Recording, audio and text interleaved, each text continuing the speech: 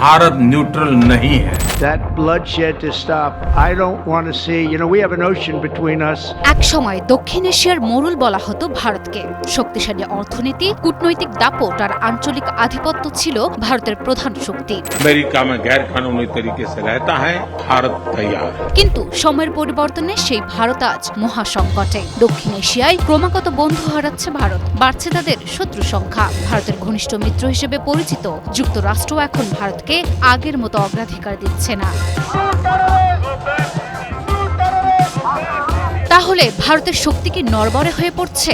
দক্ষিণ এশিয়ায় ভারতের এই ক্রমাগত সংকটের শেষ কোথায়? I wanted to know that before I began any detailed discussions.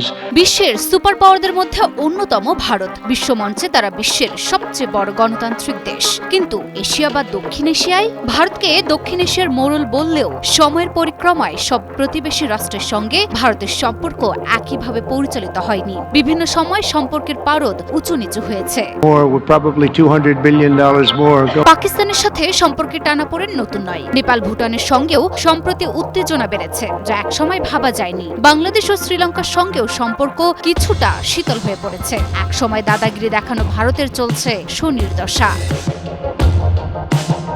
সম্প্রতি বাংলাদেশের সাথেও ভারতের টানাপোড়েন চলছে। প্রতিবেশীদের মধ্যে বাংলাদেশ 15 বছরের বেশি সময় ধরে ভারতের বিশ্বস্ত মিত্র বলে পরিচিত ছিল। এ সময় বাংলাদেশ ভারতের নিরাপত্তা, ট্রানজিট, বন্দর সুবিধা, রেল সংযোগ স্থাপনের মতো অত্যন্ত গুরুত্বপূর্ণ স্বার্থ পূরণে পদক্ষেপ নিয়েছে। যদিও তিস্তা নদীর পানির ভাগাভাগি, সীমান্ত হত্যা বন্ধ, রপ্তানিতে অশুল্ক বাধা অপসারণ করার কোনো সুবিধা পায়নি।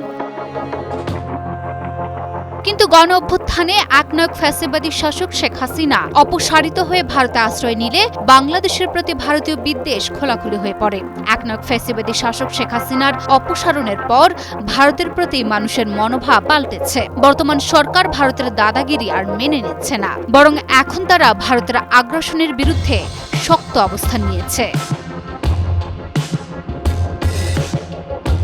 এদিকে চীনের সঙ্গেও ভারতের সীমান্ত বিরোধ চলছে। এই বিরোধে ভারত সামরিক ও রাজনৈতিকভাবে চাপে রয়েছে। আশ্চর্যের বিষয় হলো, এ সময় তার কোনো প্রতিবেশী দেশ প্রকাশ্যে ভারতের পাশে দাঁড়ায়নি, বরং চীন বাংলাদেশের সাথে বাণিজ্যিক সুবিধা আরও বাড়িয়ে দিচ্ছে।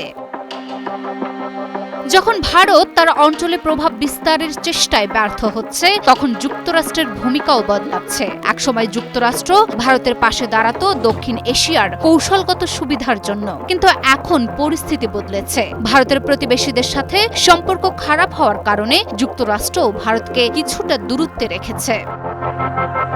ভারত ভেবেছিল বন্ধু রাষ্ট্র হিসেবে যুক্তরাষ্ট্র তার পাশে থাকবে, বিশেষ করে বাংলাদেশ ইস্যু বা অভিবাসন সমস্যার সমাধানে সহায়তা করবে। কিন্তু ডোনাল্ড ট্রাম্প তো বাংলাদেশ ইস্যু নিয়ে তেমন মন্তব্যই করেনি। আবার তার উপর তার দেশে অবস্থানরত ভারতীয় অবৈধ অভিবাসীদের হাতে পায়ে শিকল পরিয়ে দেশে পাঠিয়ে দিয়েছে। এই পরিস্থিতিতে ভারতের কৌশলগত পরিকল্পনা যে চ্যালেঞ্জের মুখে পড়েছে তার বলার অপেক্ষা রাখে না।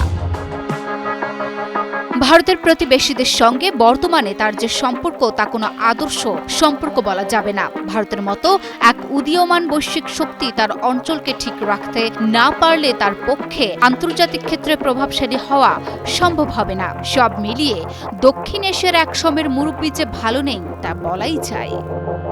Luna Afroz, Nipa, news 24।